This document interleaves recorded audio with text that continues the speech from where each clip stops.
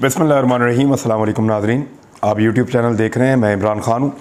सबसे पहले तो लंदन में जो मरियम औरंगज़ेब के साथ हुआ उसके ऊपर बहुत ज़्यादा शद और मत के साथ बात हो रही है। लोग उसके बारे में कह रहे हैं कि ये बहुत बड़ी ज़्यादती हुई है, और ये वो लोग कह रहे हैं जो माजी में औरतों के मुँह के ऊपर जब गोलियाँ मारी गई PMLN की जानिब से तब नहीं बोले।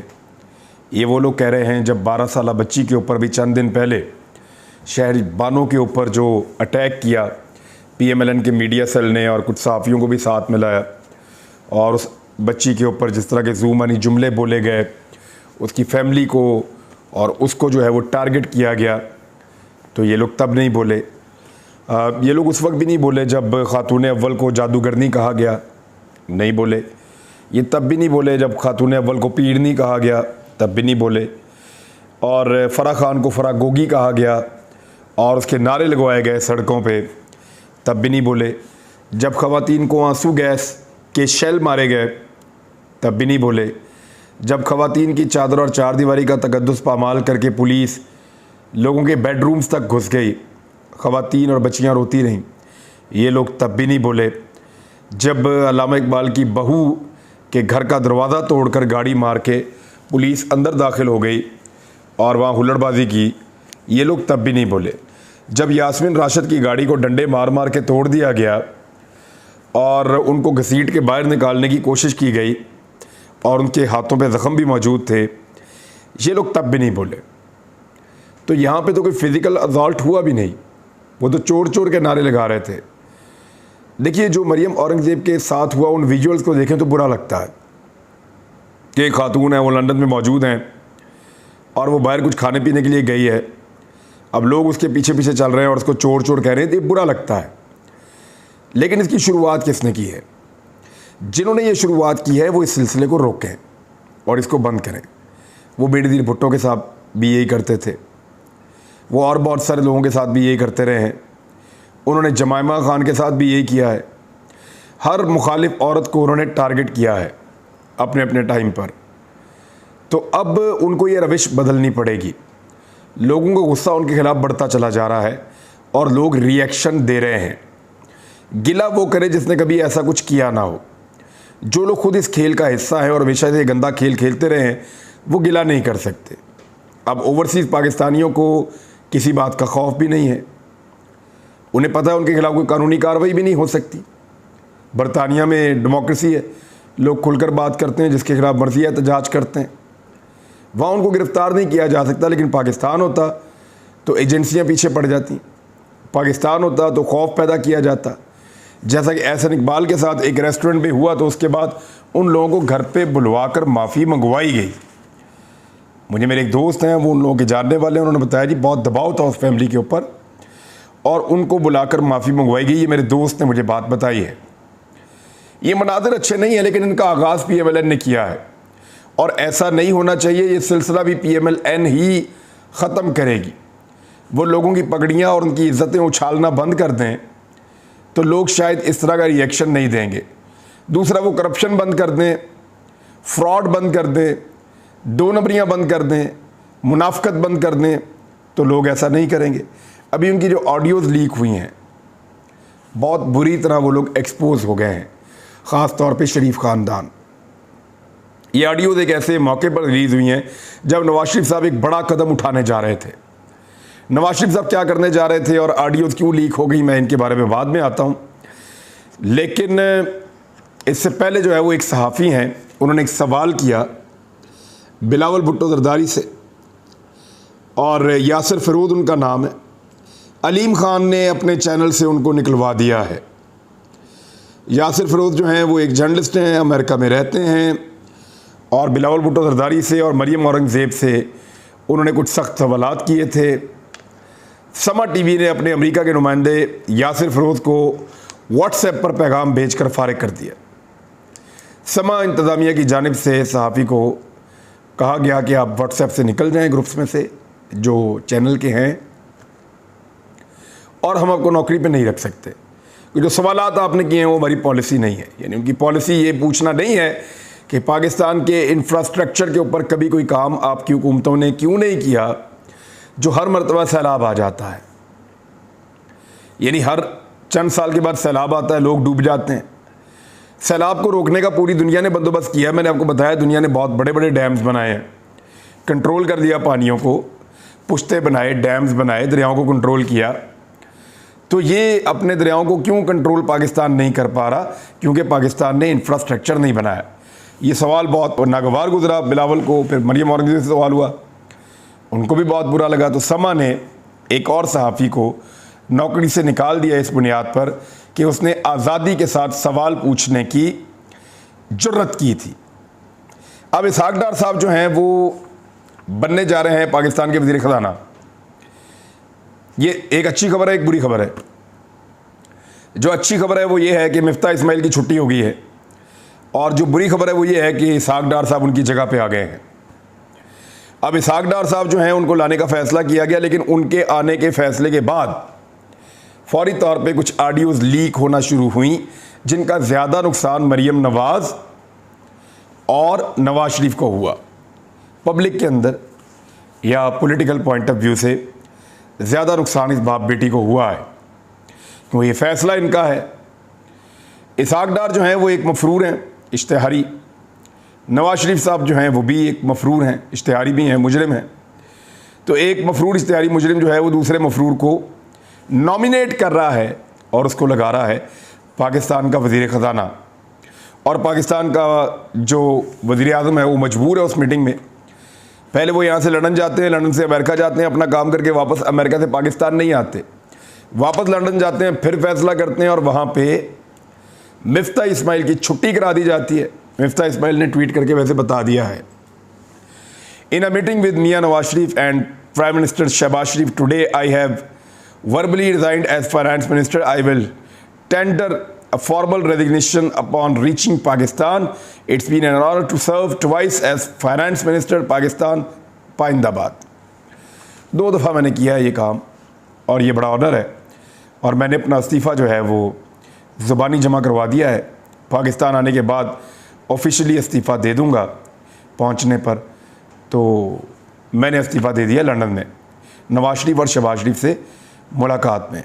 ये उनका ट्वीट है मिफ्ता इस्माइल का। अब इसहाक डार साहब आगे हैं, कुछ ऑप्टिक्स दिखाने की कोशिश की जाएगी, लेकिन आइंदा कुछ दिनों में कुछ नए बहरान भी आ रहे हैं। इसहाक डार को वज़ीर ख़ज़ाना क्यों बनाया गया?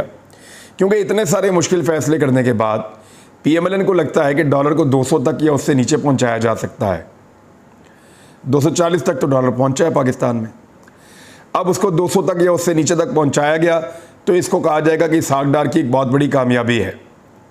हालांकि जो वादा किया गया था वो ये था कि डॉलर 120-25 तक लाया जाएगा, 120 से 125 के बीच में।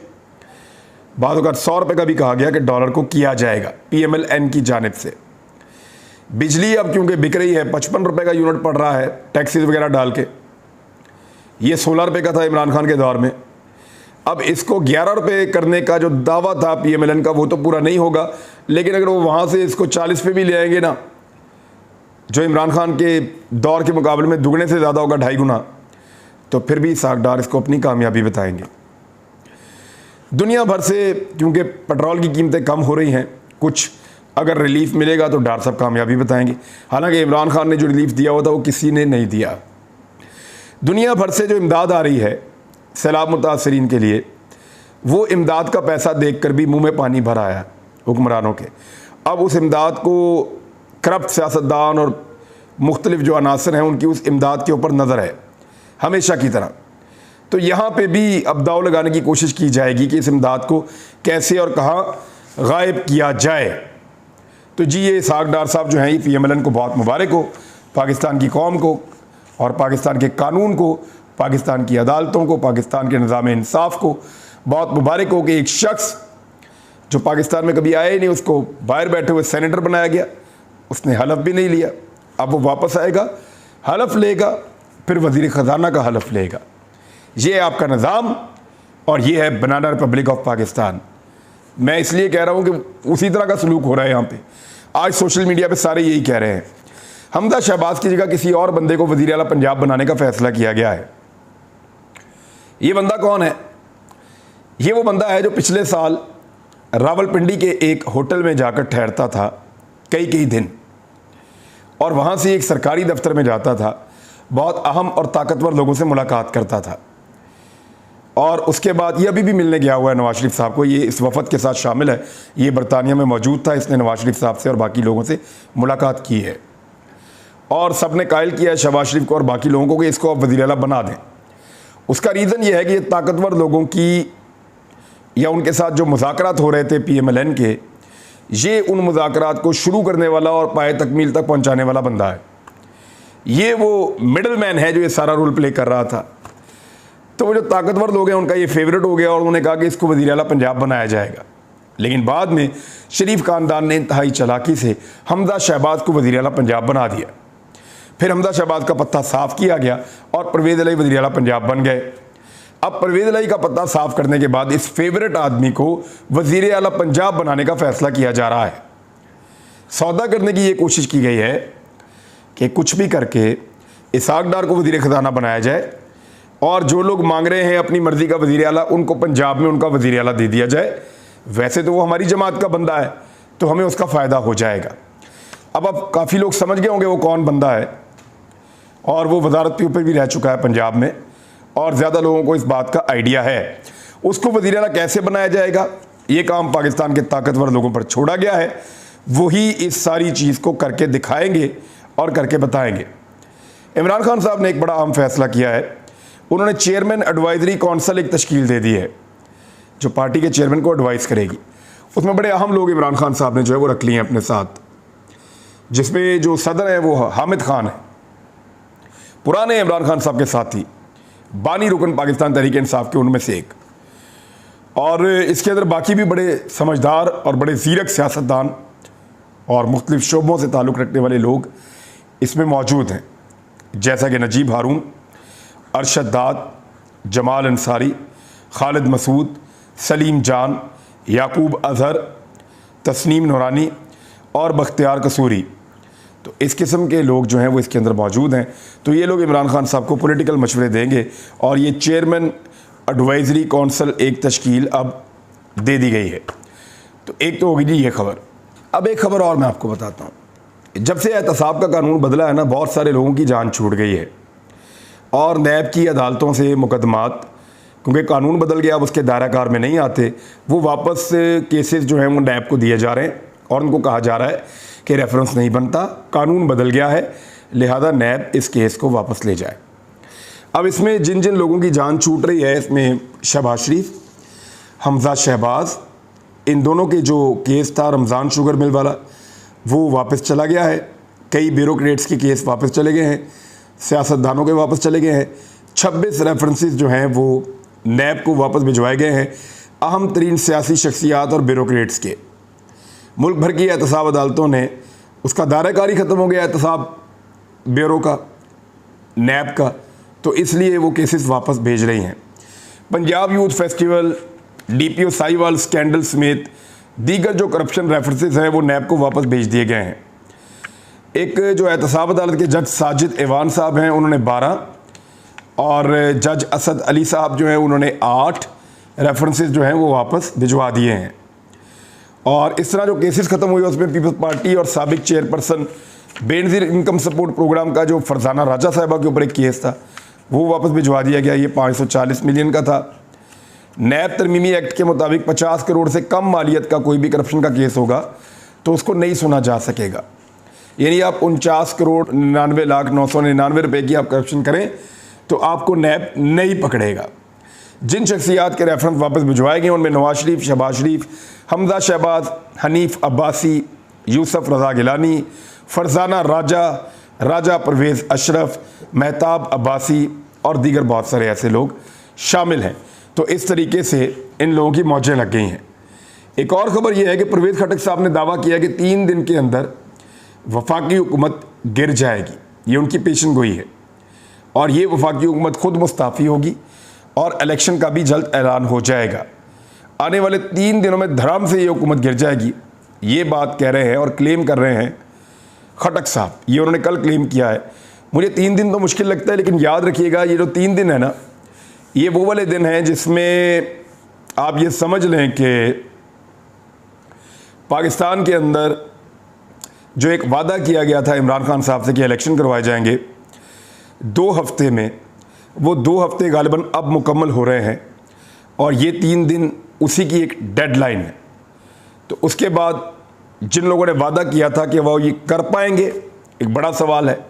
वादा तो वो कर गए इमरान खान से कि इलेक्शन 2 हफ्ते के बाद आ जाएंगे और आप एहतजाज मत करें, लोगों को ना लेकर आएँ, आप कोई अनाउंसमेंट ना करें।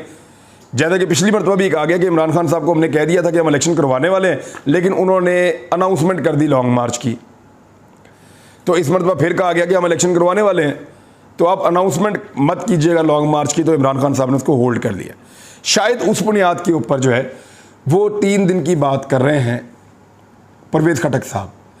अब यहाँ पे फजलुर रहमान साहब का सब्र का पैमाना लबरेज हो जाता है जब ऐसी कोई खबर आती है। तो वो ये कह रहे हैं इमरान खान को रोज़ रिलीफ मिलता है, कहीं ना कहीं से दबाव ज़रूर है। अब वो दोबारा एस्टेब्लिशमेंट के खिलाफ बातें उन्होंने शुरू कर दी हैं और दबाव डालने के चक्कर में वो आ गए हैं। और इमरान खान साहब के बारे में वो ये क्लेम कर रहे हैं कि कोई उनको सपोर्ट ज़रूर कर रहा है और उसके लिए इमरान खान के लिए हालात को मुवाफिक बनाने की कोशिश की जा रही है। यानी अब सबको ख़तरा भी है, सब विकेट के दोनों तरफ खेलना चाहते हैं, लेकिन क्या ये हुकूमत अगले 3 दिनों में या 2 दिनों में गिर जाएगी? ऐसा बज़ाहिर दिखाई नहीं दे रहा, लेकिन ये ज़रूर दिखाई दे रहा है कि ये हुकूमत चल नहीं सकेगी, लंबा नहीं चलेगी। अब तक के लिए इतने, अपना ख्याल रखिएगा, अपने इस चैनल का भी। अल्लाह हाफ़िज़।